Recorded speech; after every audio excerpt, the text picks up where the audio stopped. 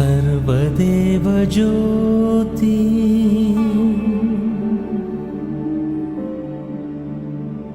अनुग्रह ज्योति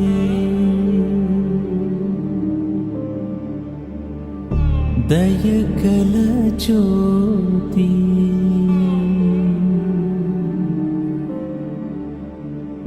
प्रेमगल ज्योति सर्वदेव ज्योति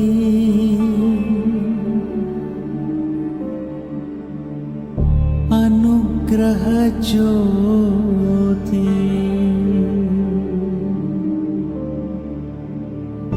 दयगल ज्योति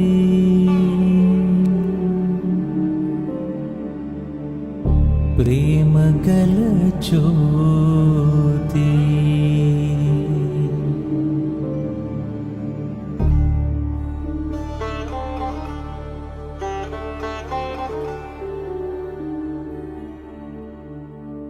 सर्वदेव ज्योति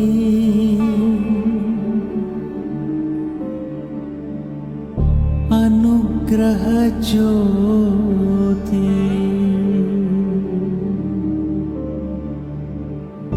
दयगल ज्योति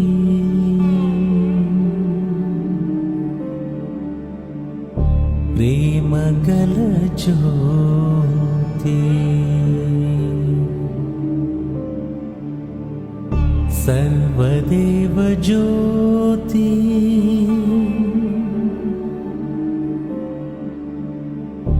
अनुग्रह ज्योति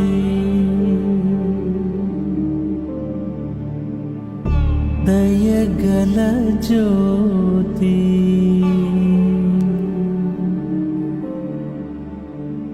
प्रेमगल ज्योति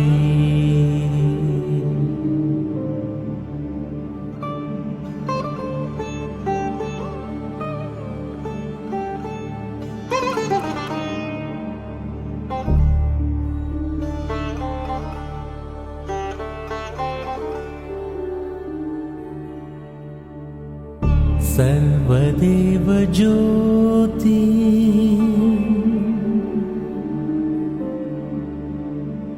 अनुग्रह ज्योति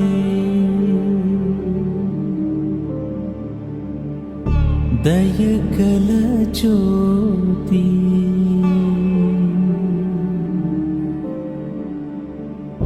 प्रेमगल ज्योति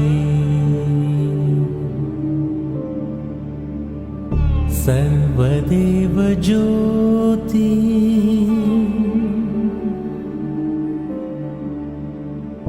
अनुग्रह ज्योति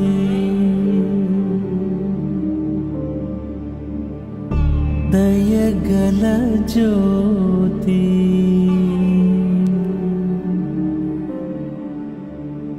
प्रेमगल ज्योति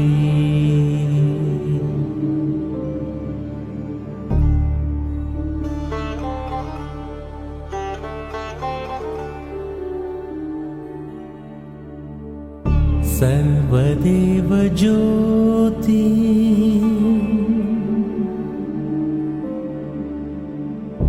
अनुग्रह ज्योति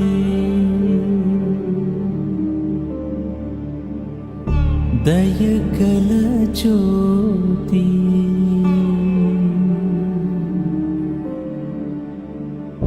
प्रेमगल ज्योति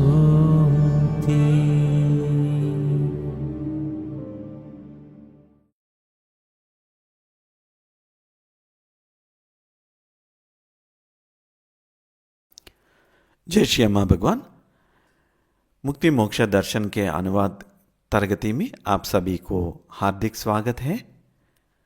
अभी हम प्रार्थना से आज का इस क्लास प्रारंभ करते हैं। आप सभी मूल मंत्र की जाप कीजिए।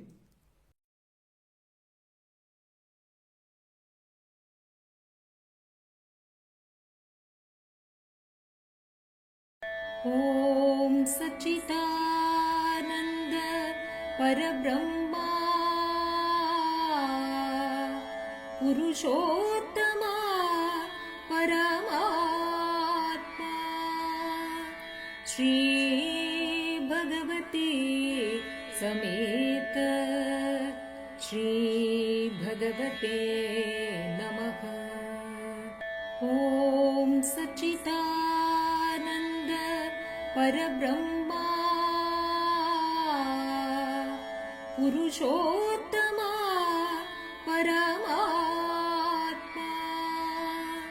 श्री भगवती समेत श्री भगवते नमः। ॐ सच्चिदानन्द परब्रह्मा पुरुषोत्तमा परमात्मा श्री भगवती समेत श्री भगवते नमः। श्री भगवती समेत श्री भगवते नमः। श्री भगवती समेत श्री भगवते नमः। श्री भगवते नमः। श्री भगवते नमः।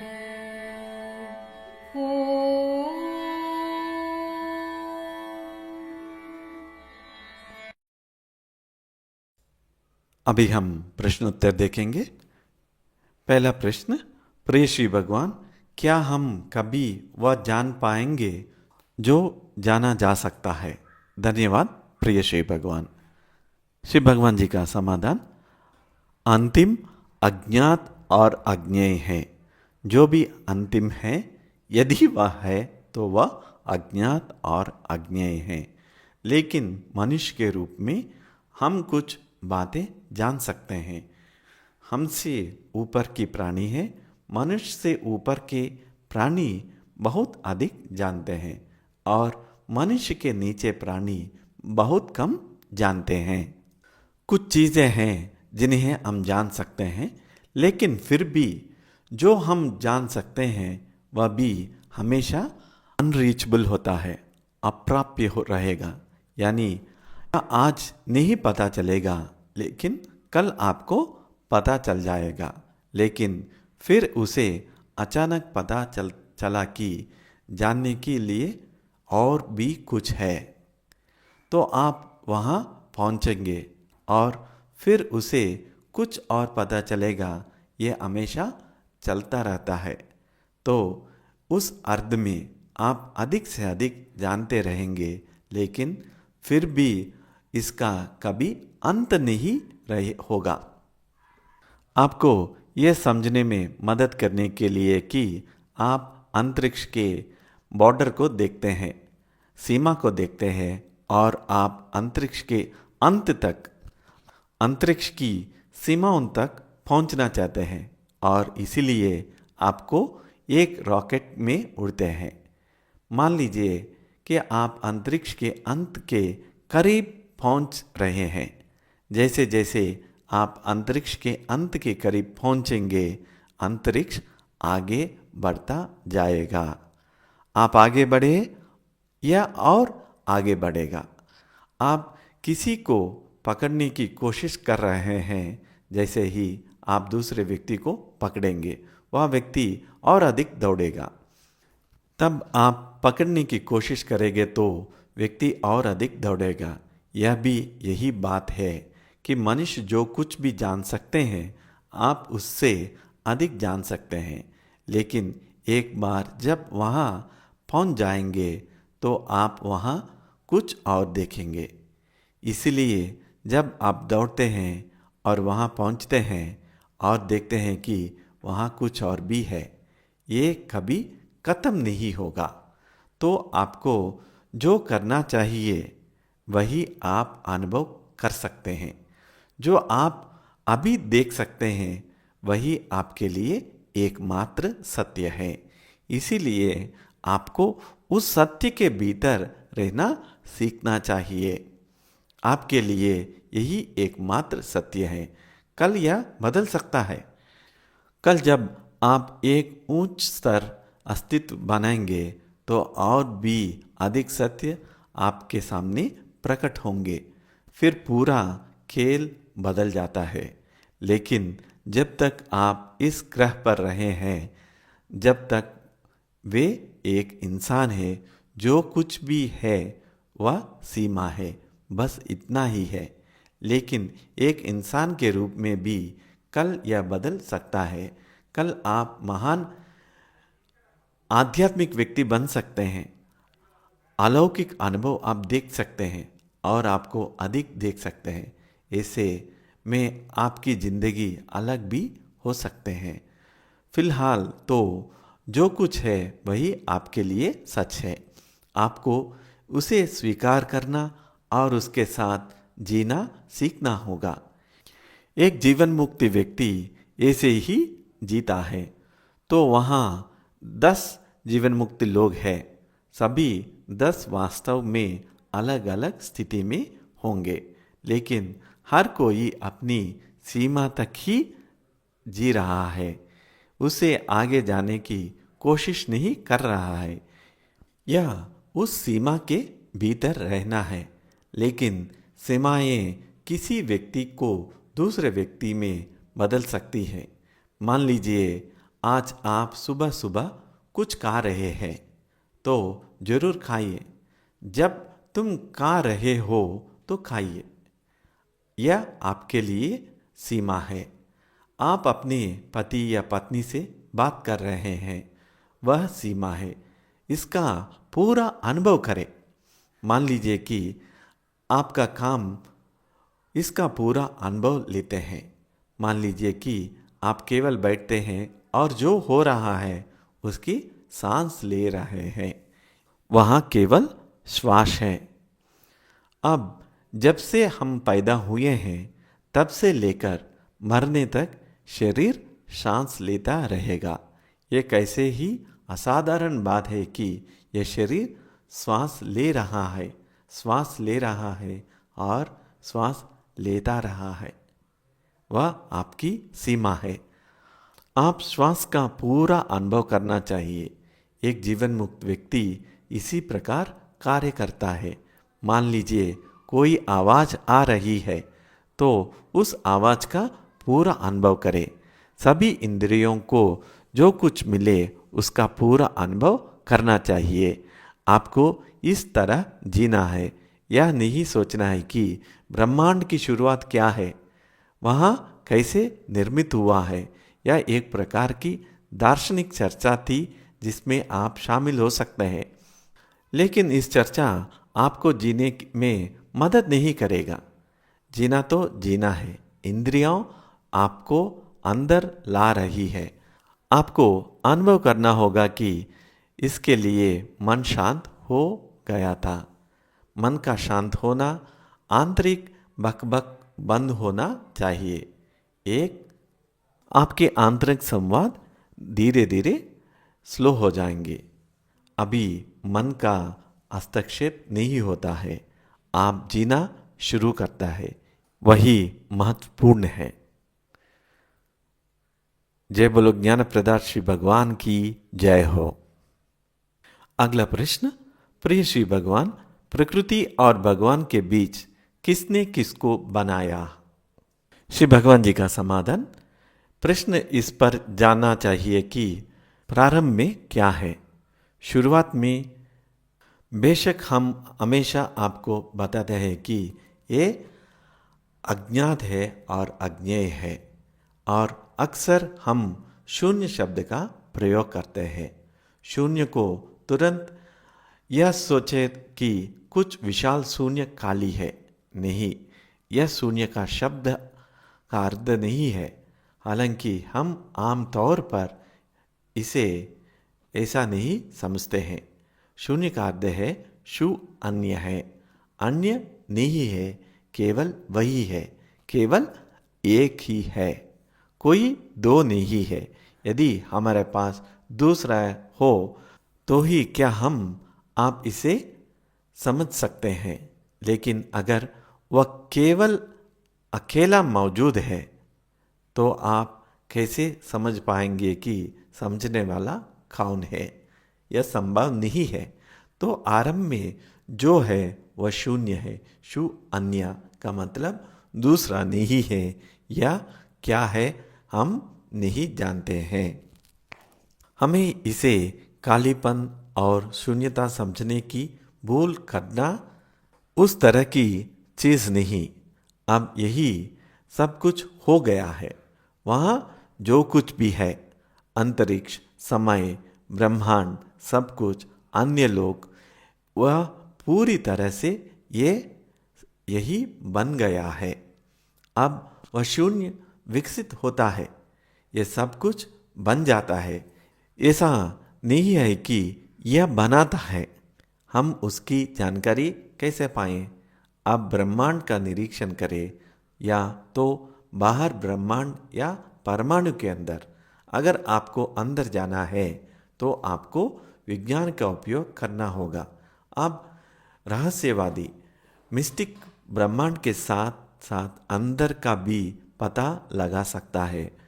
मान लीजिए कि आपने कुंडलिनी को सक्रिय कर लिया है, तो आप ऐसा कर सकते हैं।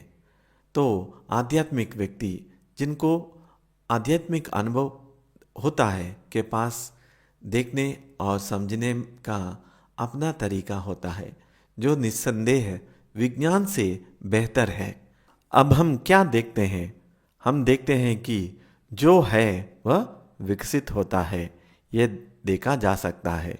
कुछ रिकॉर्ड मेंटेन किया जा रहा है जिसमें हम देख सकते हैं। वास्तव में रिकॉर्ड हमारे अपने शरीर में ही कायम रहता है।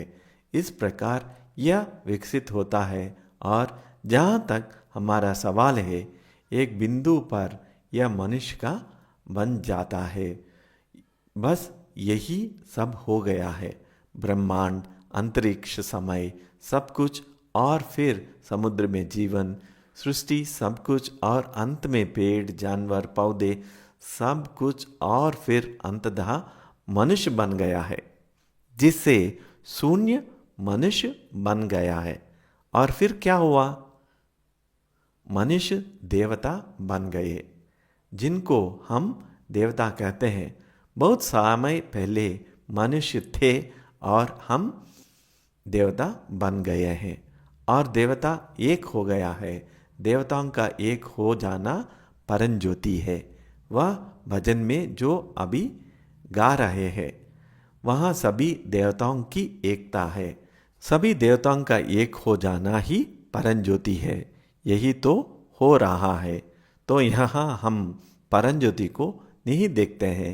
यदि आप इसे भगवान के रूप में लेते हैं, हम इसे शुरुआत में नहीं देखते हैं। कभी कभी आपको वह रोशनी दिखती है, लेकिन वह इससे कुछ अलग होती है।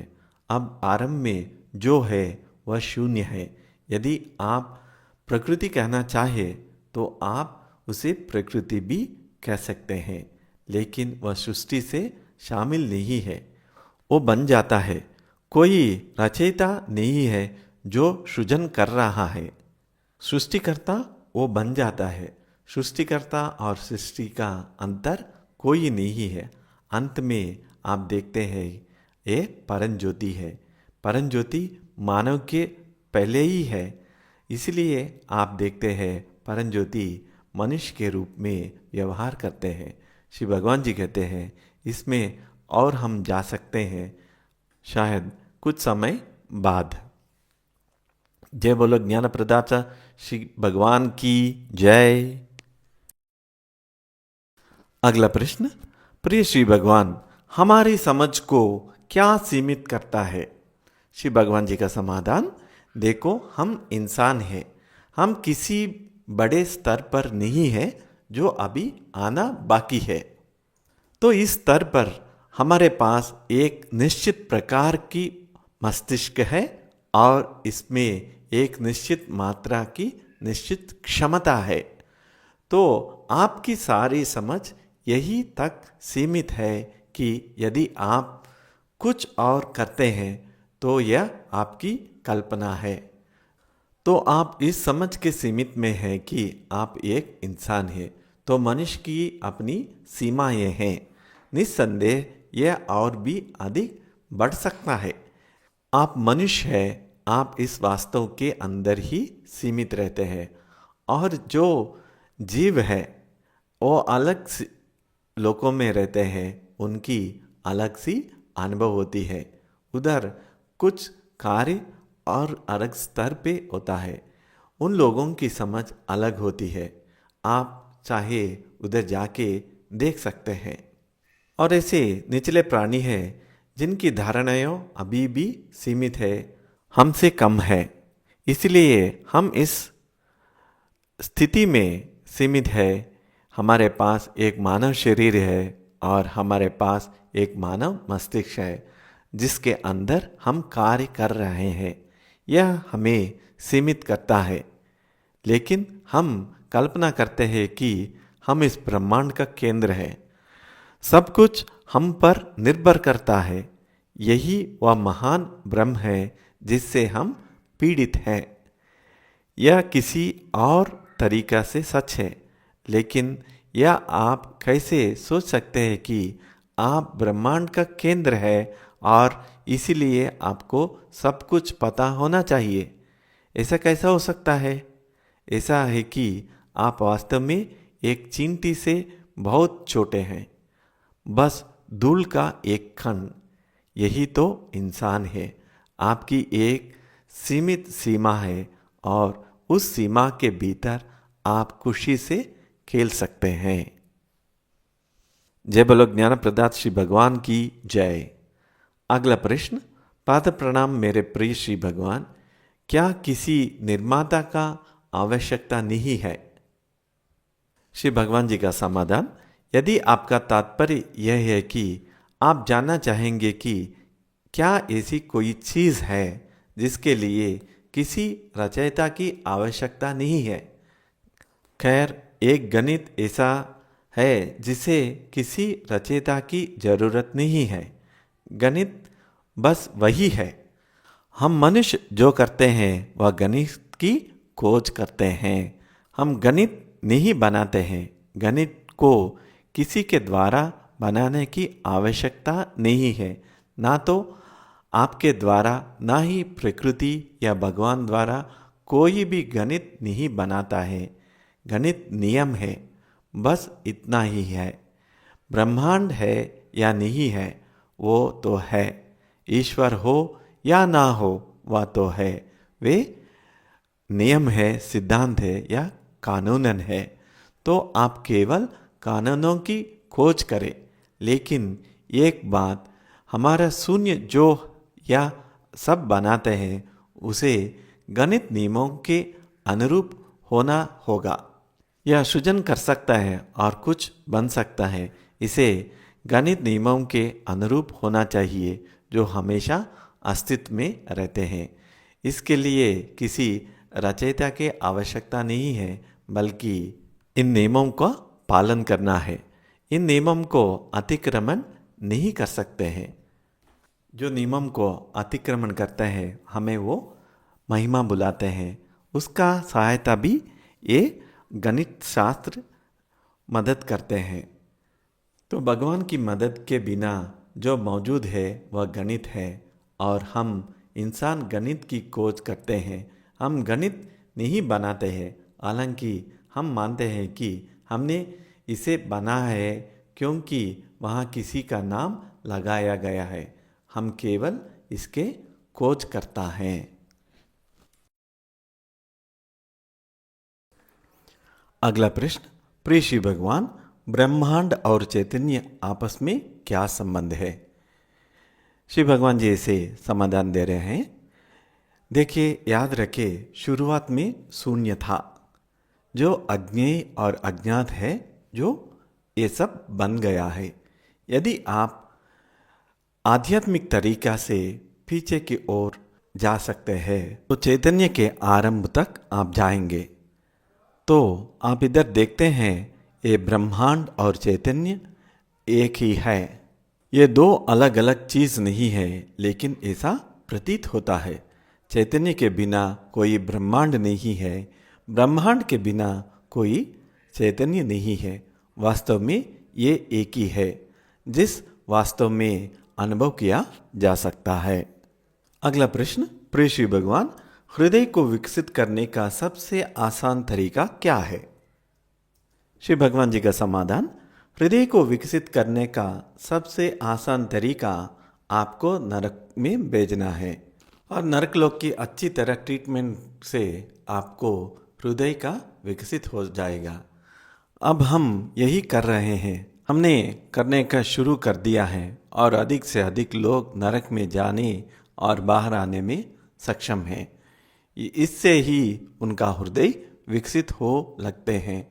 नरक में जाने से जैसा कुछ नहीं है, तो वे सभी जो काफ़ी इच्छुक हैं, हम निश्चित रूप से आपको नरक में भेजेंगे, जहां आप जा सकते हैं और अनुभव कर सकते हैं, और दूसरों को, अपने रिश्तेदार, अपने दोस्तों, अपने पूर्वजों, सभी को नरक में देख सकते हैं।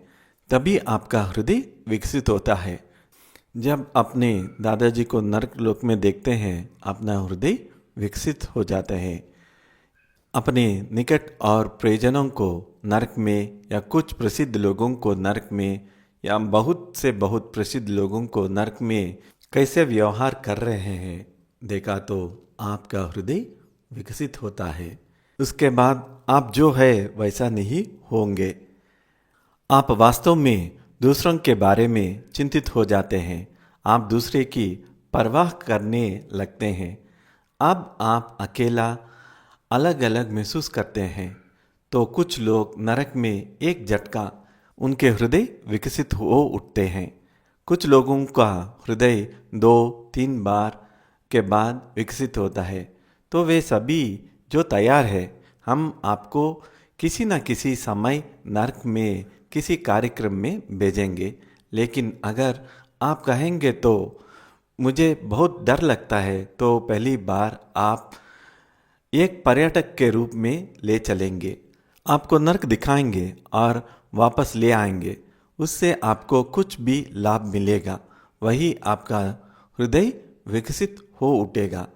लेकिन एक बार जब आप तैयार हो और आप नरक का अनुभव करने के लिए तैयार हो, आपको नरक का अनुभव देंगे। एक बार जब आपको अनुभव हो जाएंगे, तो आप यही व्यक्ति नहीं रह जाएंगे जो आप अभी है। आज आपको दूसरे की चिंता नहीं है, आपकी सबसे बड़ी चिंता आपका परिवार है, बस इतना ही। उससे आगे आप मत जाते हैं।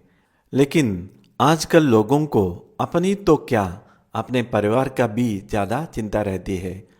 आप बस दूसरों की बहुत परवाह करते हैं, इतना स्वार्थ चिंतित है, इतना सेल्फ सेंटर्ड है, बहुत क्रूर है आप, कोई हृदय नहीं है। आप कभी कभी हृदयहीन हो सकते हैं। लोग अधिकाधिक हृदयहीन होते जा रहे हैं।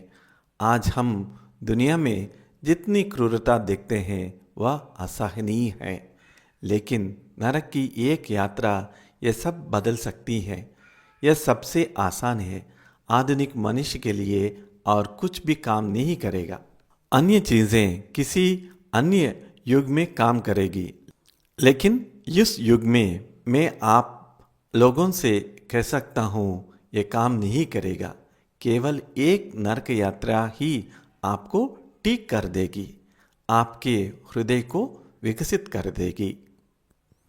जय बोलो ज्ञान प्रदाता श्री भगवान की जय।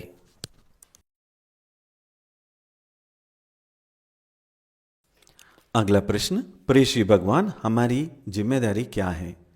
श्री भगवान जी का समाधान, एक बार जब आपका हृदय विकसित हो जाता है, तो ये स्वाभाविक रूप से वहाँ रहेगा। आप उन लोगों के बारे में चिंतित रहेंगे जो आपसे कम सुविधा संपन्न है। आप अच्छे स्थिति में हो सकते हैं, आर्थिक रूप से अच्छी स्थिति में हैं, स्वास्थ्य की दृष्टि में अच्छी स्थिति में हैं। ऐसा कई तरीके हैं जिनसे आप अच्छी स्थिति में रह सकते हैं, लेकिन ऐसे भी लोग हैं जो इन सभी काताओं से पीड़ित है। यह वित्तीय समस्या हो सकता है, स्वास्थ्य समस्या हो सकती है, या कोई कानूनी समस्या हो सकती है, या कोई ना कोई समस्या हो सकती है। अनावश्यक समस्याएं, रिश्ते की समस्याएं हो सकती है, तो आपकी उनकी मदद करनी चाहिए। आप इस तरह जीना चाहिए। इसी तरह आप उच्च लोकों में जाने में सक्षम होंगे। उच्च लोक वे लोग हैं जो दूसरों की मदद करते हैं, जो दूसरों की परवाह करते हैं, जो दूसरों की चिंता करते हैं। यदि आपको केवल अपने बारे में ही चिंता रही है और कुछ नहीं है, तो आपका स्थान नरक में सुनिश्चित है। आप वहाँ ऐसे लोग मिलेंगे जो हजारों वर्षों से नरक में हैं, अभी भी नरक में सड़ रहा है। वे इतने बाधित होते हैं कि अगर आप उनकी आंखें खोलने की कोशिश भी करें, यानी कि वे बाहर आ जाएं, तो भी वे अपनी आंखें नहीं खोल पाते। इतना सेल्फ सेंटर्ड है। वे सैकड़ों वर्षों से वहाँ हैं। यदि आपने कुछ इतिहास की किताबें पढ़ी होंगी तो आप देखेंगे कि यही वह व्यक्ति है। तो जितना अधिक आप सेल्फ सेंटर्ड होंगे, केवल अपने बारे में चिंतित होंगे और दूसरों की परवाह नहीं करेंगे, उतना अधिक समय आप नरक में बिताएंगे।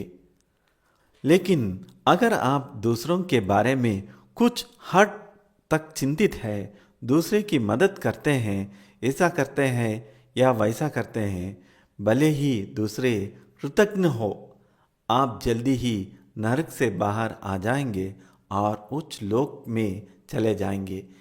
यह सब आप बाद में जान सकते हैं और देख सकते हैं कि ये सच है या नहीं। अगला प्रश्न। पाद प्रणाम प्रिय श्री भगवान, आपसे दो शिक्षाएं मिलती हैं। जागरूक होना स्वतंत्रता होना है, देखना मुक्त होना है। क्या वे दोनों एक ही है? क्या यह देखने के बारे में है कि उस समय हमारे अंदर क्या चल रहा है, हम उन्हें सही ढंग से कैसे समझे? श्री भगवान कृपया हमारी सहायता करें। धन्यवाद। श्री भगवान जी ने ऐसा कहने लगा, वे मूलतः एक ही है, लेकिन थोड़ा सा अंतर है। अब आप यह धर्म मानव दुख को और चैतन्य को उच्च स्तर के बारे में चिंतित है जो मनुष्य के लिए संभव है। तो एक तो हम आपके दुख को संभालना चाहते हैं और दूसरा आपको चैतन्य और आनंद को और अन्य चीज़ों के उच्च स्तर पर ले जाना चाहते हैं।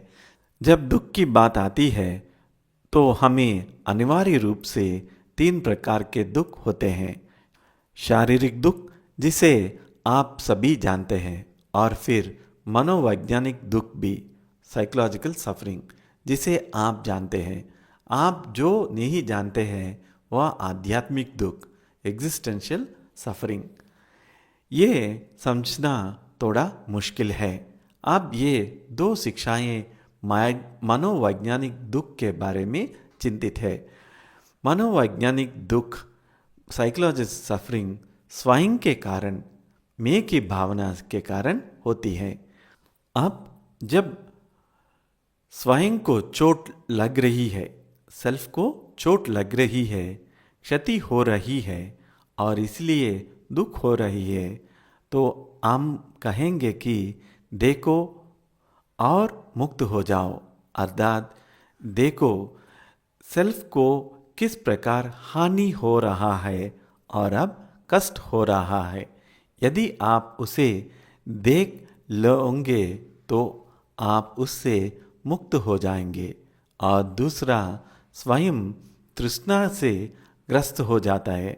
आपका मैं की भावना तृष्णा से ग्रस्त हो जाता है। वहाँ हम कहेंगे और जागरूक हो जाएंगे। जागरूक होना ही स्वतंत्रता होना है। To see is to be free. अब उदाहरण के लिए मान लीजिए कि आप संगीतकार बनाना चाहते थे। जीवन में आपका जुनून संगीतकार बनने का था, लेकिन फिर आप कारपेंटर बन गए। चाहत अभी भी है, मुझे एक संगीतकार, प्रसिद्ध संगीतकार होना चाहिए, लेकिन मैं एक कारपेंटर बन गया। आप पैसे कमाने वाले एक प्रसिद्ध कारपेंटर हो सकते हैं, लेकिन फिर भी मैं संगीतकार बनाना चाहता था। वह लालसा अभी भी बनी हुई है और वह तुम्हें कष्ट दे रही है। मैं संगीतकार नहीं बन सका। और एक उदाहरण, आप किसी खास लड़की से शादी करना चाहते थे। आप शादी नहीं कर पाए। उसने किसी और से शादी कर ली, वह चली गई। आप अभी भी उसके सपने देख रहे हो। वह है तृष्णा। उसके लिए आपको क्या करना होगा? जागरूक होना, अवेयर होना, उस वास्तविक दुख से अवगत होना कि उससे ही मुक्त होना है। जो वास्तविक दुख से अवगत होना ही उसे मुक्त होना है। आप इसे जरूर ट्राई करके देखो। तो जब आपकी तृष्णा होती है, तृष्णे के कारण पीड़ा होती है, तो यह जागरूकता है। सेल्फ या स्वयं के प्रति जागरूकता, और इसीलिए दुख यह देखना है। इसी तरह आपको इसका उपयोग करना चाहिए।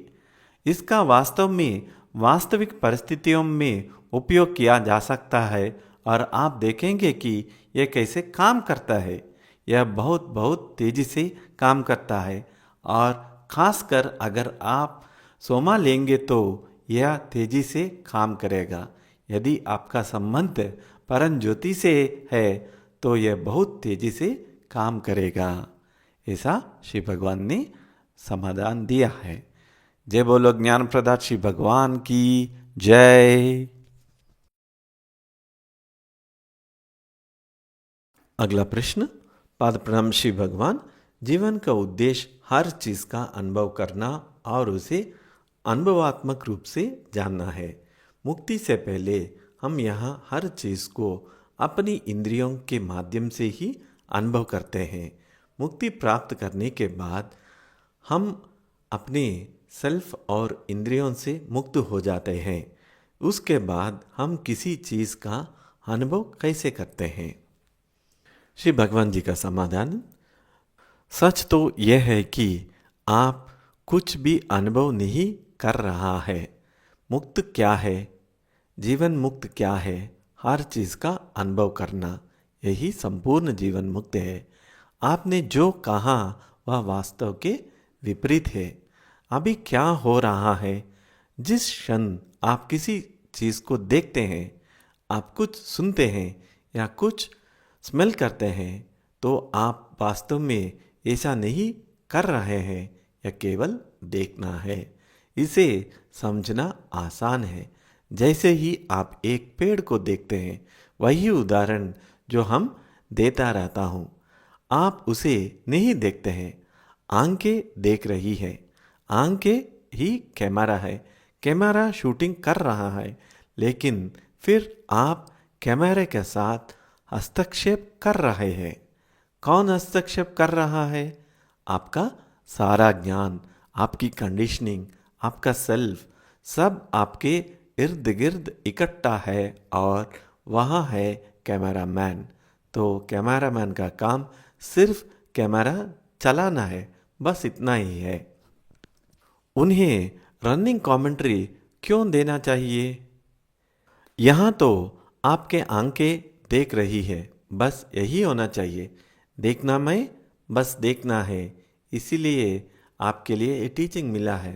देखना में बस देखना, सुनाई में बस सुनाई, महक में बस महक, स्पर्श में बस स्पर्श, और वहाँ आप ही नहीं है। यहाँ आप कैमरा के ओर कूद रहे हैं और चल रही टिप्पणी दे रहे हैं। अरे ये तो आम का पेड़ है, ये एक बड़ा पेड़ है, छोटा पेड़ है, युवा पेड़ है, बूढ़ा पेड़ है, अच्छा पेड़ है, अच्छे फल है, सभी प्रकार की टिप्पणियां हैं।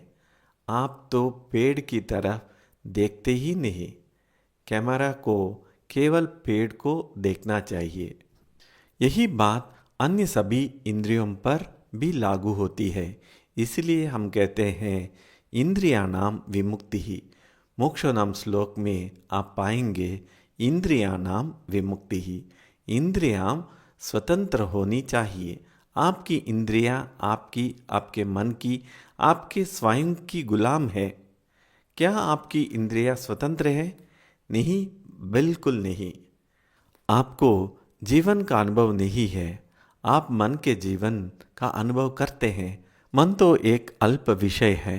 जहाँ काम आती है वहाँ काम करना है, अन्यतः यह एक बोझ है। यह आपके ऊपर गधे की सवारी तरह कर रहा है। मन गधा होना चाहिए जिस पर आप सवारी करते हैं, इसका उपयोग करते हैं। लेकिन यहाँ तो आप गधे को अपने सिर पर ले जा रहे हैं। वही आपका जीवन है। आप जीवन मुक्त नहीं हैं। आप क्या करते हैं? आपके सिर पर एक गधा को ले जा रहा है। जीवन मुक्त व्यक्ति गधे पर सवार करते हैं। आप मन का बोझ बिना रुके ढो रहे हैं। 24 घंटे ये काम कर रहा है। नींद में भी काम कर रही है। केवल स्वप्नहीन गहरी नींद में ये शांत होता है। यह बहुत सी कम समय के लिए है, अन्यतः स्वप्न में भी यह पूर्णतः क्रियाशील रहता है। आप REM नींद को देखें। तीव्र नेत्र गति, खुली आंखें से आदमी सो रहा है, घूम रहा है, स्वप्न देख रहा है, बिना रुके जीवन भर यह चलता रहता है। यह कैसा अभिशाप है। हम तो कह रहे हैं गधे को नीचे रखो, आवश्यकता पड़ने पर गधे का उपयोग करो, लेकिन इसे आप पर हावी ना होने दे। तो आपकी इंद्रियां बिल्कुल भी स्वतंत्रता नहीं है, हर समय नियंत्रित। इसीलिए हम कहते हैं कि इंद्रियों को मुक्त करो, तब आप जीना शुरू करते हो। आप पूछने लगे हो कौन जी रहा है? वहाँ कोई है ही नहीं। वे बस जी रहे हैं, बस इतना ही। वे तो बस पेड़ है। कोई पेड़ को नहीं देख रहा, बस पेड़ है। देखने के व्यक्ति, देखना और देखा गया चीज सब एक हो जाते हैं। वही जीवन मुक्ति है। हम आपको वहाँ ले जाने की कोशिश कर रहे हैं। कई लोग पहले से वहाँ मौजूद है। बहुत से लोग जो रुके थे वे वही है। जिन्होंने नहीं बनाया है वे भी जल्दी ही बना लेंगे। जय बोलो ज्ञान प्रदात श्री परमज्योति अम्मा भगवान की जय। अगला प्रश्न। पाद प्रणाम श्री भगवान। हम भविष्य के बारे में मन द्वारा उत्पन्न काल्पनिक बाइक को कैसे संभालें और इससे पूरी तरह से मुक्त कैसे हो?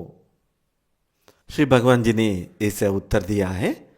कल्पना कीजिए कि एक बाघ आपका पीछा कर रहा है, तो आप बाघ से दूर भागते रहते हैं, जिसे आप दुख कहते हैं।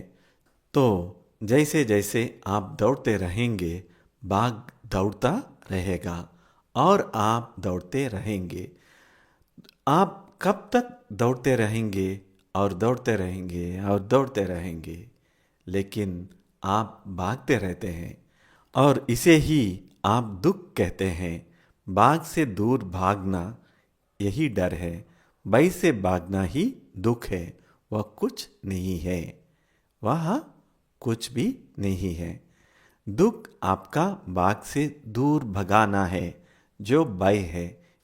श्री भगवान जी कहते हैं, हम कहें आप घूमते हैं और आपका सामना बाघ से होता है, ऐसा ही बात होगी।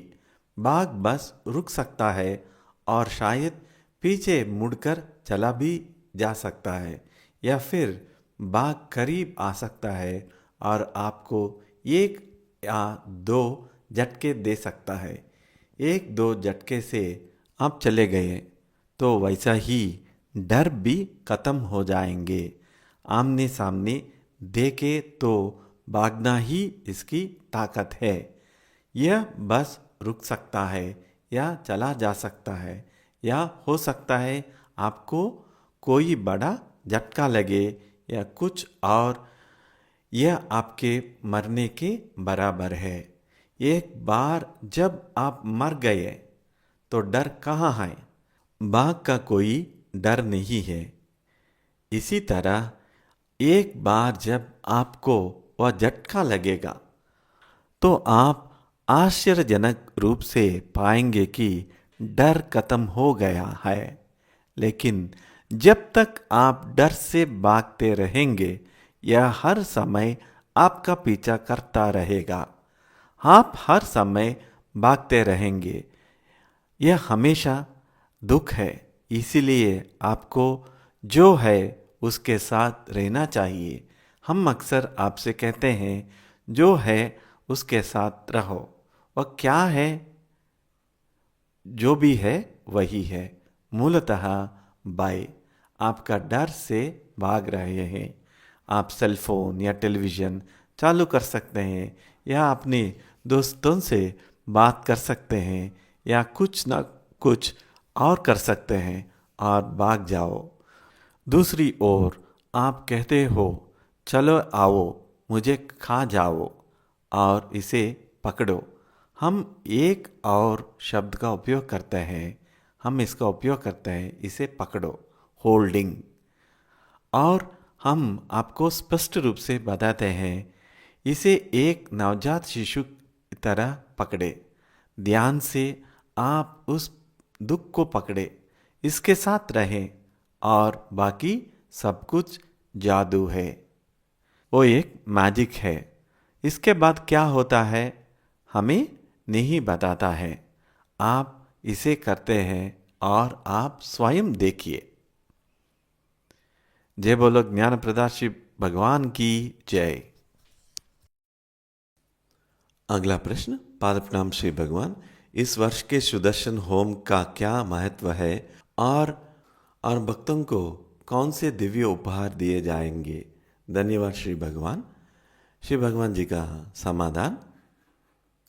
वर्ष 2025 के लिए आने वाली आपदाओं के बारे में बहुत सारी भविष्यवाणी है। वे आ सकती है, वे नहीं आ सकती है। हमें लोगों की चिंता है, तो यह सुदर्शन हवन, और हम इसे कई हवन के माध्यम से करते रहते हैं। हम इसे और मजबूत करेंगे, लेकिन किसी भी तरह यह आना चाहिए। यह आपके स्थान के पास या आपके घर के पास आना चाहिए। हम यह देखना चाहते हैं कि आप अच्छी तरह से सुरक्षित हैं। चाहे परिस्थिति कुछ भी हो, हम फिर भी आपकी रक्षा कर सकते हैं। इसलिए हम यह सुनिश्चित करने के लिए अतिरिक्त कदम उठाएंगे कि आप अच्छी तरह से सुरक्षित है। चाहे वो आग हो, चाहे वो बाढ़ हो, या फिर कोई और आपदा हो। मैं उन सभी चीज़ों में नहीं जाना चाहता हूँ। हम अब भी आपको बचा सकते हैं। इसलिए हमें आपके साथ कुछ संबंध रखने की आवश्यकता है। यदि आपके पास कनेक्शन है तो हम आपको बचा सकते हैं। यदि आपका कोई संबंध नहीं है तो आपको बचाना लगभग कठिन है, बहुत कठिन है। हम उस पर ध्यान केंद्रित करेंगे और हम आपको मुक्ति की प्रक्रिया को भी तेज करेंगे। हम इसमें और तेजी लाएंगे, क्योंकि 2025 में हमें और तेजी से आगे बढ़ना है और हम इसमें तेजी लाएंगे। बाकी चीज़ हमेशा की तरह होंगी। मेरे प्रिय परम मित्र को मेरा पाद प्रणाम। हर क्षण में परंज्योति को संकल्प, बोल और कर्म में सदा भरा हुआ कैसे बनाए। मैं एक आम आदमी हूँ जो आगे बढ़ने की प्रक्रिया में फंस गया हूँ।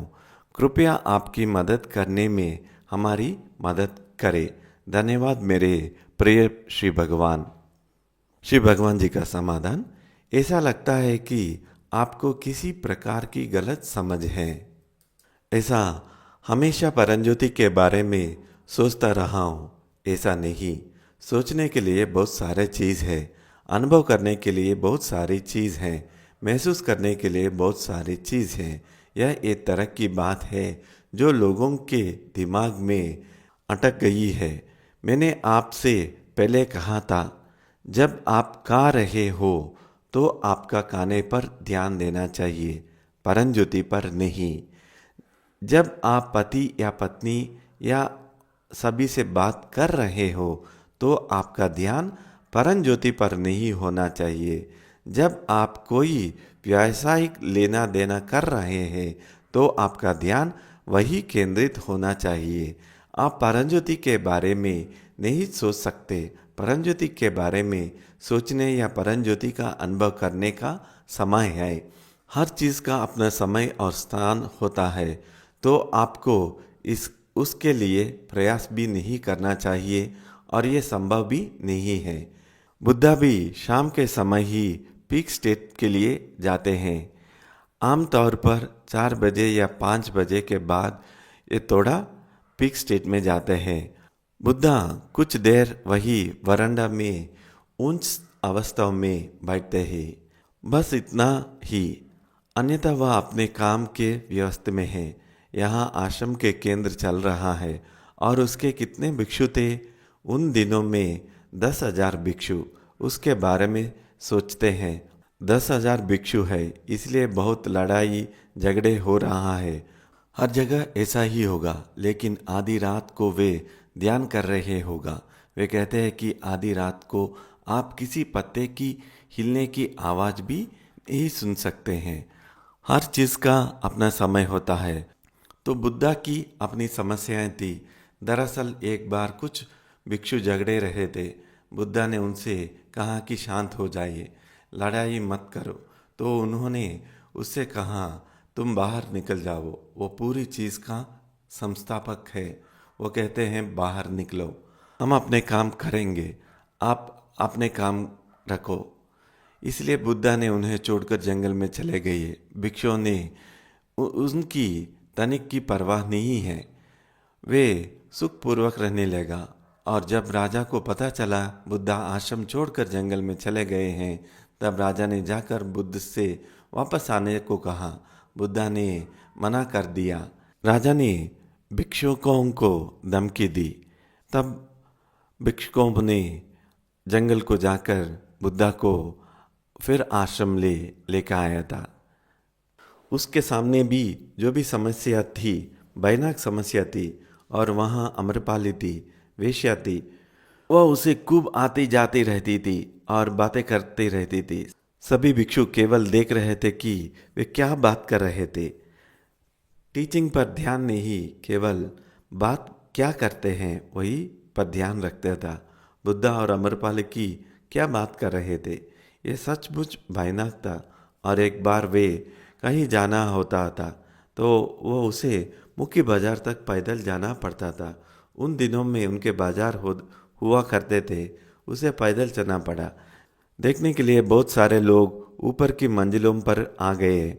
वो बुद्ध से मिलने नहीं आए, वो आज से 2500 वर्ष पहले उन दिनों अम्रपाली को देखने आए थे।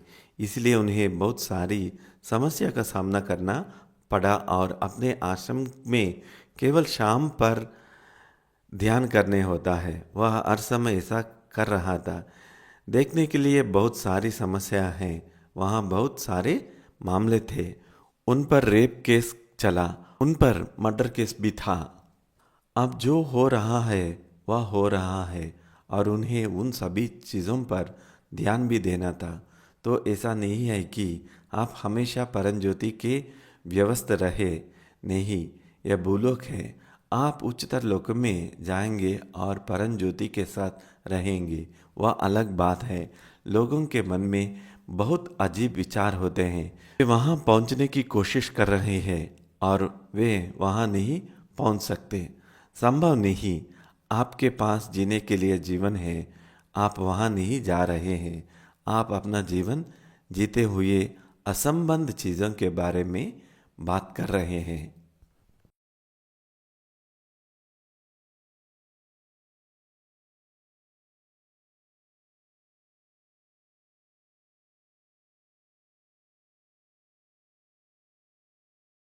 अगला प्रश्न। पाद प्रणाम मेरे प्रिय श्री भगवान, मैं 2025 के लिए हमारे धर्म के नए साल की संकल्प के बारे में जानना चाहूँगा। मौजूदा कार्यक्रम और रिचुअल्स को आगे कैसे लेके जाएंगे? क्या श्री भगवान वर्ष 2024 में हमारे धर्म प्रगति से संतुष्ट है? धन्यवाद श्री भगवान। श्री भगवान जी ने ऐसा समाधान दिया है, हम तेजी से 81,000 की ओर बढ़ना चाहेंगे। हमारे पास 30 स्थापित मामले हैं जहां ये लोग अपनी इच्छा के अनुसार स्थिति में आ जा सकते हैं, चाहे घर हो या दफ्तर हो, फैक्ट्री में हो, जहां भी हो, अपनी इच्छा से स्थिति में आ जा सकते थे और स्थिति का ट्रांसफ़र भी कर सकते थे। अब लोगों ने हमें दुनिया भर से रिपोर्ट्स भेजी है। मैं जो भी आंकड़े दे रहा हूँ वो दुनिया भर पर आधारित है। वे लगभग 300 लोगों को जानते हैं जो इच्छानुसार स्थिति में आने और स्थिति को ट्रांसफ़र करने में सक्षम है। लेकिन हमने अब तक 30 मामलों का वेरीफाई किया है। हमारे पास उन सभी को वेरीफाई करने के लिए पर्याप्त समय नहीं है, लेकिन लोग वेरीफाई कर रहे हैं। अलग अलग देश वेरीफाई करके हमें डाटा दे रहे हैं, लेकिन हमें उनसे बात करनी होगी और पता लगाना होगी कि क्या वे वाकई इसी हालत में हैं। तो हम कह सकते हैं कि वेरीफाई मामलों के 30 लोग पूरी तरह से 81,000 का हिस्सा थे और वे 300 भी जो लोग अब परीक्षण करने में विशेषज्ञ बन रहे हैं सच भी हो सकता है। तो हम कह सकते हैं कि 300 लोग ऐसे हैं जिन्होंने इसे बनाया है। लेकिन हमारे सैन्य 81,000 होना है, बहुत लंबा रास्ता है आगे जाने के लिए। परंतु वास्तव में 300 लोग इधर तक आ गया है। हम कॉन्फिडेंस से बोल सकते हैं कि इधर आ गया है। इन लोगों की स्ट्रेंथ से हम और आगे जा पाएंगे। आने वाले साल में हम 81,000 तक पहुंचने की प्रयास करेंगे या फिर कुछ दूर हम पहुंच जाएंगे। परंतु हम मैक्सिमम जितना हो सकता है उतना लोगों को हम इधर तक लेके जाएंगे। ये है हमारा एक संकल्प 2025 के लिए। और ज़्यादा लोगों को हमें नर्क को लेके जाना है। ये उसे बहुत तेज़ी से परिवर्तन करेंगे। यही हमारा और एक लक्ष्य है। हम चाहते हैं कि हृदय विकसित हो। यदि हृदय विकसित हुआ तो मुक्ति बहुत बहुत आसान है। हृदय का विकसित होना चाहिए, इसके लिए भी हम प्रयत्न करेंगे। और बीच में कुछ आपदाओं में हमारे लोग को हम नहीं खोना है, उनका भी रक्षा करना है। जो लोगों के ऊपर हमने काम किया है उन लोगों को खो दिया तो हम पहले से काम करना पड़ता है। ये बहुत बहुत कठिन है। पहला विषय है कि हमें शीघ्र ही शीघ्र 81,000 तक पहुंचना है। अगला प्रश्न। पाद प्रणाम श्री भगवान। शिक्षा कहती है कोई करता नहीं है, केवल करना है। यदि ऐसा है तो हमारे द्वारा किए गए बुरे कार्य हमारे पास वापस कैसे आ जाते हैं, क्योंकि कोई करता ही नहीं है। धन्यवाद मेरे प्रभु। श्री भगवान जी ऐसा समाधान दिया है।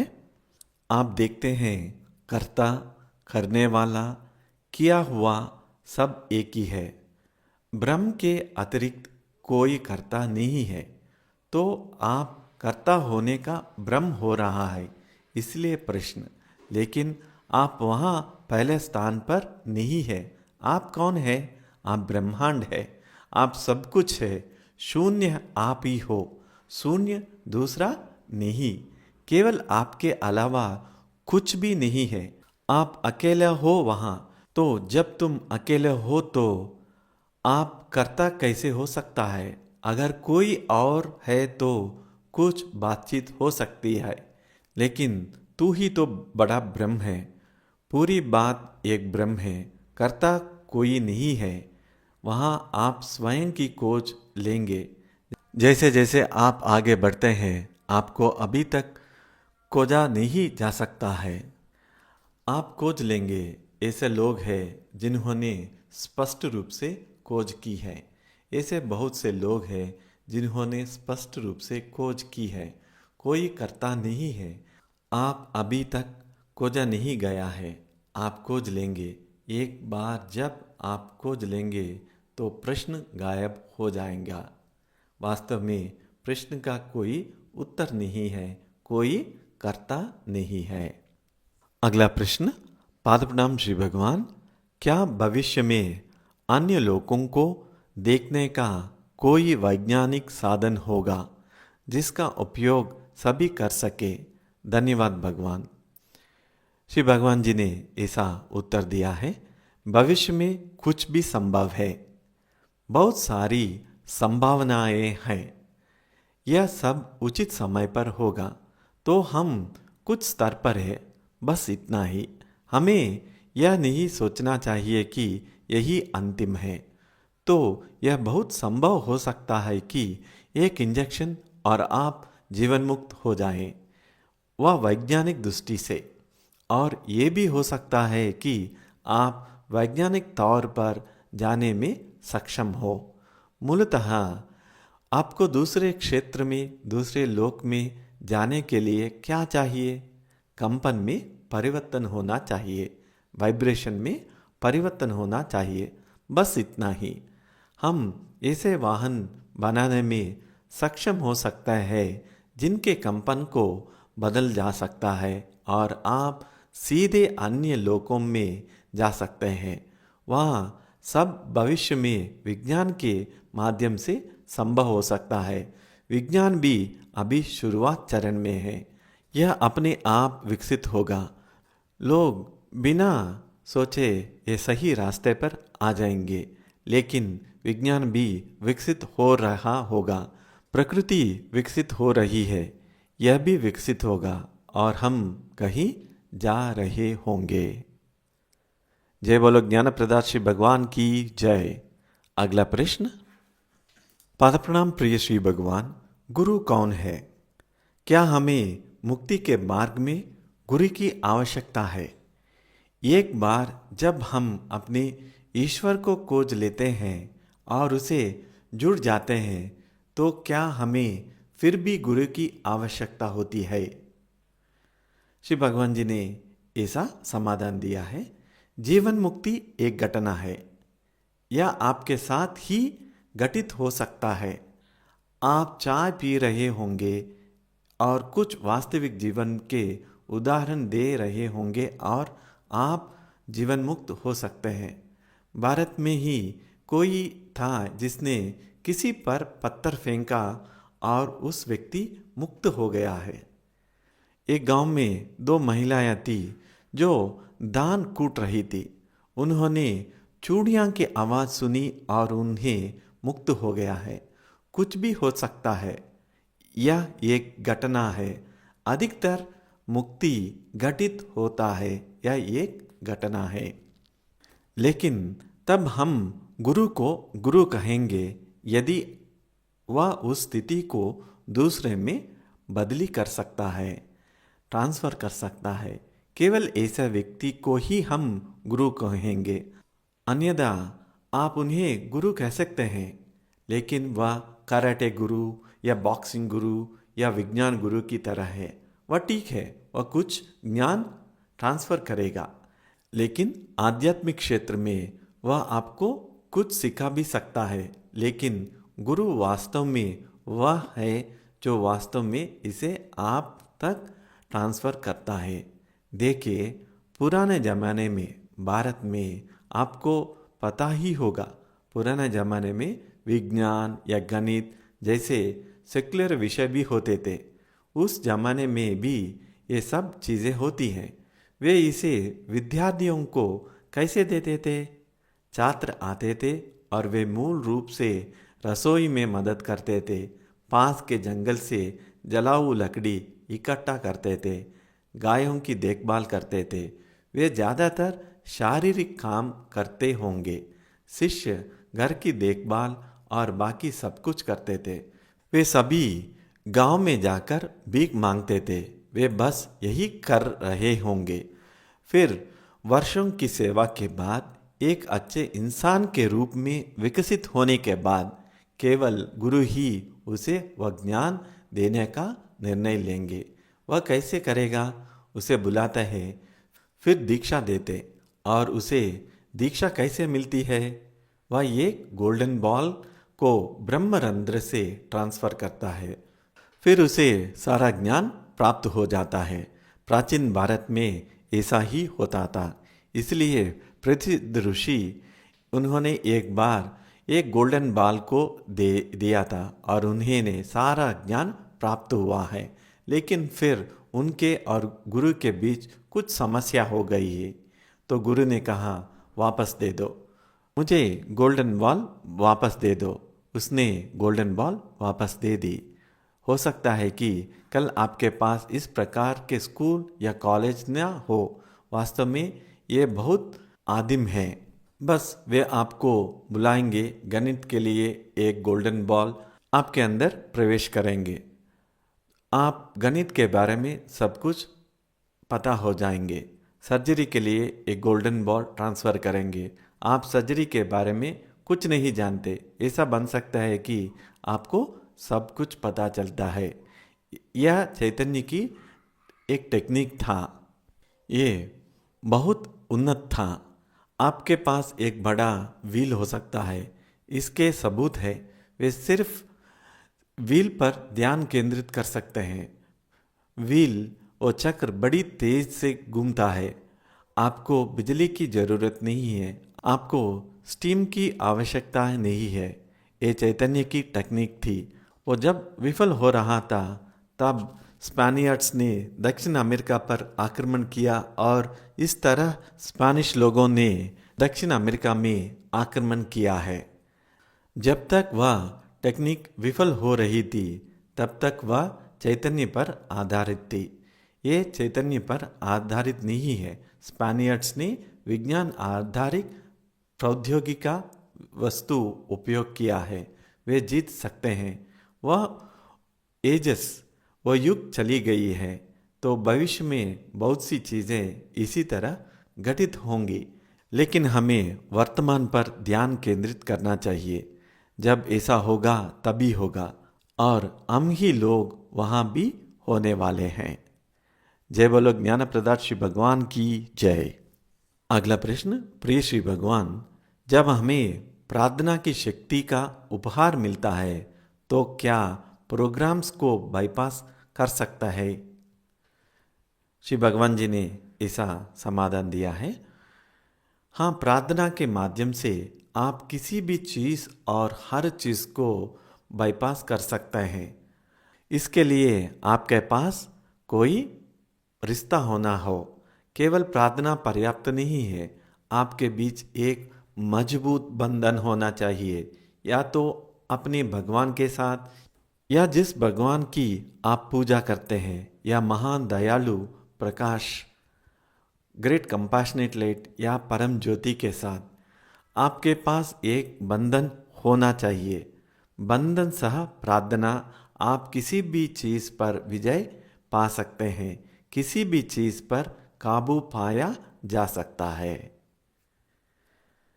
अभी हम प्रोसेस का टीचिंग देखेंगे। आज की प्रक्रिया इस वर्ष का अंत है और हम अगले वर्ष हम बहुत तेज़ी से आगे बढ़ना चाहते हैं। इसलिए हम आपको एक ऐसी प्रक्रिया से गुजरना चाहते हैं जिससे हम मुक्ति की ओर तेज से आगे बढ़ सकें। यह मूलतः आपके मन की शांति के लिए है। जब भी आप काम करना चाहेंगे यह काम करेगा, अन्यथा यह लगभग अपनी इच्छानुसार चुप ही रहेगा और आप जो स्थिति दूसरे व्यक्ति को ट्रांसफ़र करने में सक्षम हो रहे। आपको इसे सीधे भौतिक रूप से ट्रांसफ़र करने में सक्षम होना चाहिए या ऑनलाइन माध्यम से भी आप स्थिति को ट्रांसफ़र कर सकते हैं। तो लेकिन आप जो करना चाहते हैं इस प्रक्रिया के बाद आज से ही कर सकते हैं। आप देखते हैं कि मन वास्तव में एक यंत्र है, मशीन है, अतः ये प्रकृति में पुनरावृत्ति है। चलो वही बात दोहराई, ऐसा लग रहा है कि जैसे कुछ नई बात हो रही है, तो मूलतः रिपीटिटिव है। यह अतीत है, ऐसा लगता है जैसे यह वर्तमान है और भविष्य में घटित हो रहा है, लेकिन अतीत के अलावा और कुछ नहीं, केवल वर्तमान में बहता हुआ वर्तमान को नष्ट करता है। हमेशा वर्तमान नष्ट हो जाता है जब वे अतीत या भविष्य के बारे में सोचते हैं, और फिर एक प्रक्षेपण है। पूरी बात पुनरावृत्ति है, रिपीट होता है। यह एक मशीन की तरह है, जैसे मस्तिष्क भी एक मशीन की तरह काम करता है।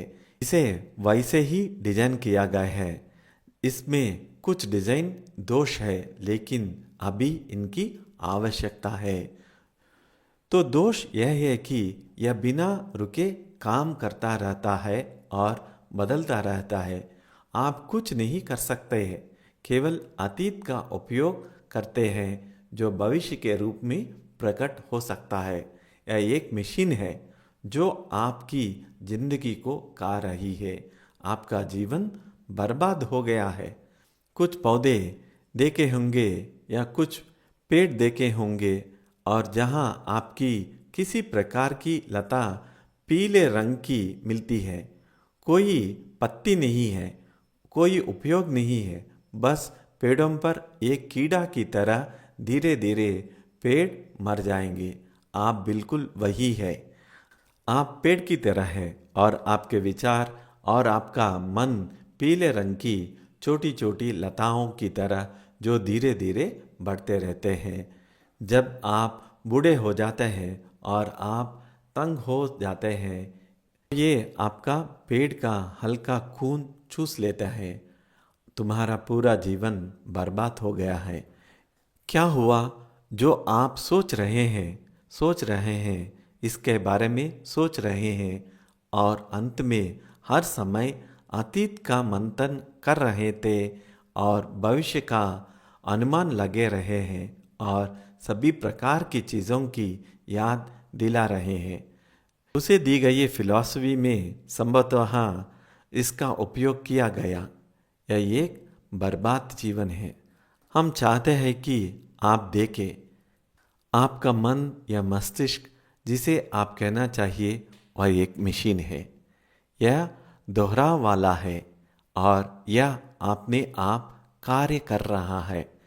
यह बहुत महत्वपूर्ण है, अपने आप काम करना, लेकिन आपको यह भ्रम देना कि आप इसे नियंत्रित कर रहे हैं। मन ने हाथ हिलाने का फैसला नहीं किया था।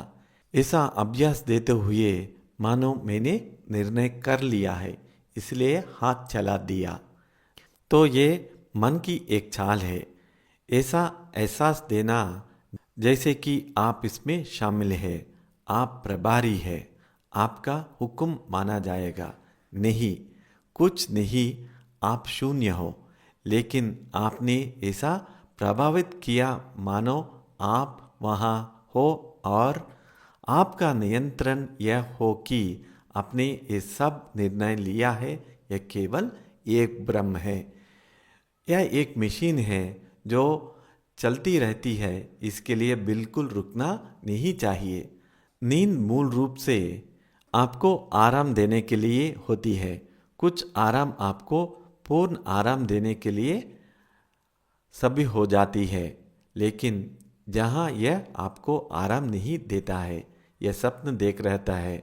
निस्संदेह कुछ सपने आपको याद नहीं रहते हैं। अब आप इसे रोकने के लिए नहीं कह रहे हैं कि यह बिल्कुल स्पष्ट है। इसी तरह यहाँ हम आपको कभी भी खुद को रोकने के लिए नहीं कहते हैं। हम आपसे केवल यह कहते हैं कि आप स्वयं का निरीक्षण करें। ध्यान रखें, इसमें स्वयं शामिल है, आपका सेल्फ शामिल है। बस इतना ही। हम स्वयं को रोकने के लिए, सेल्फ को रोकने के लिए नहीं कह रहे हैं। बहुत से लोग कल्पना करते प्रतीत होते हैं, ओ मुझे सेल्फ से मुक्त होना चाहिए। नहीं, इससे मुक्त कैसे हो सकता है? आपको कुछ नहीं कर सकते हैं क्योंकि आप सेल्फ है। आप ही सेल्फ है। आप सेल्फ से कैसे मुक्त कर सकते हैं? आप ऐसा नहीं कर सकते। वैसे ही यहाँ भी आप मन में कुछ नहीं कर सकते। बेशक कुछ चीज़ों जा सकती है, लेकिन सांस के ऊपर सभी चीज़ों पर नियंत्रण रखती है। लेकिन यह महत्वपूर्ण नहीं है। इसलिए हम चाहते हैं कि आप यह महसूस करें कि इसका कार्य करना अपने आप में कार्य करना है। बस इतना ही। नॉन स्टॉप यह कार्य कर रहा है, या जो कुछ भी यह कर रहा है उस पर आशा देते हुए, भय देते हुए इस प्रक्षेपण को प्रक्षेपित करता जा रहा है। सब कैसा हो रहा है कि जैसे आप कंडीशन हुआ है, कैसे आप कंडीशन हुआ है उसी तरह से ये काम करता है। आप एक हिंदू या एक मुसलमान या ईसाई या बौद्ध, अमीर या गरीब, वह जाति, इस जाति, भारतीय, अमेरिकी, जो भी आपकी कंडीशन हो, इसके अलावा सभी प्रोग्राम आपने कैसे जन्म दिया, आपकी माँ ने आपको गर्भ में धारण किया, वह सब वहाँ 10 प्रोग्राम है। और आपका स्कूल, जहाँ आपके शिक्षक, जहाँ परिवार, वह सब कुछ आपके अंदर क्या मूल्य डालता है। आपके दुख, आपका दर्द, आपका अनुभव, आपकी यादें, यह सब कंडीशनिंग कहलाता है। और ये कंडीशनिंग आपकी स्वयं या मैं की भावना के चारों ओर फैला हुआ है। इसी तरह से आपका मस्तिष्क और मन काम करता है। यही है आपका जीवन, और उससे कुछ ज़्यादा नहीं है। सभी इंद्रियां विफल होने लगती है। यदि विफल हो जाएं और आप अंतिम सांस ले, और आप कहाँ जाते हैं? यदि आप बहुत अधिक सेल्फ सेंटर्ड हो, स्वार्थी व्यक्ति हो, आत्म केंद्रित है, तो या आप सीधे नरक में जाएंगे। नरक में जाना काफ़ी तेजी से होंगे और अन्य लोक में जाने का समय लगता है। नरक में जाने के लिए समय नहीं लगता है। ये सब आपको दिखाएंगे और दिखा देंगे कि आपको किसी भी चीज़ पर विश्वास करने की ज़रूरत नहीं है।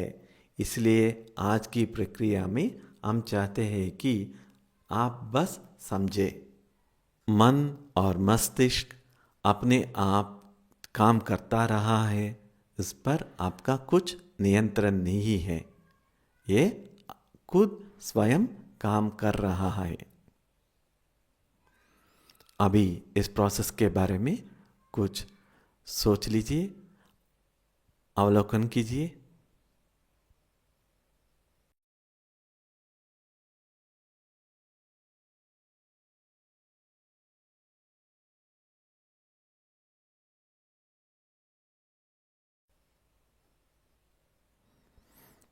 अभी हम प्रार्थना करते हैं, मूल मंत्र जाप करेंगे।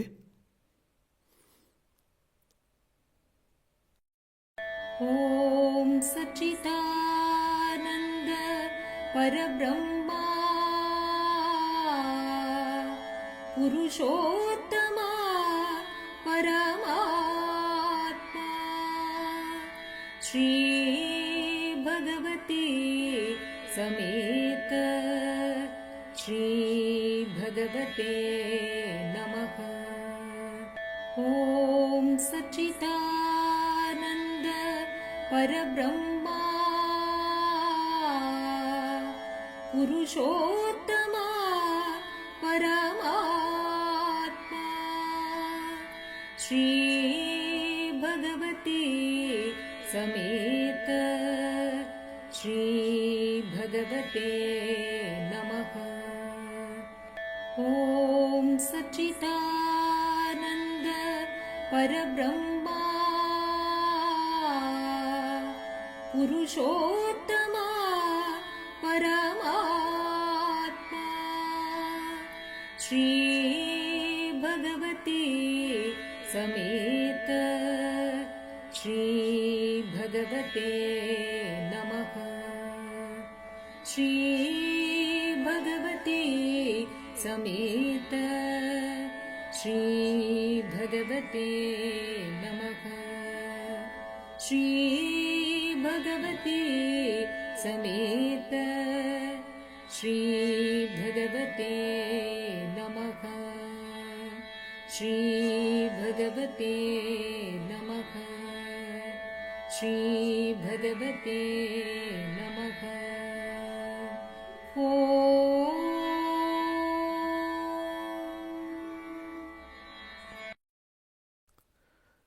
इस तरगति से हमारा ये 2024 का मुक्ति मेंबरशिप ख़त्म हो जाता है और 2025 के लिए मेंबरशिप आप रिन्यूअल करना है। उसका लिंक आप सभी को ग्रुप्स में सर्कुलेट किया गया है। उस लिंक की वजह से आप रजिस्ट्रेशन 2025 के कर सकते हैं।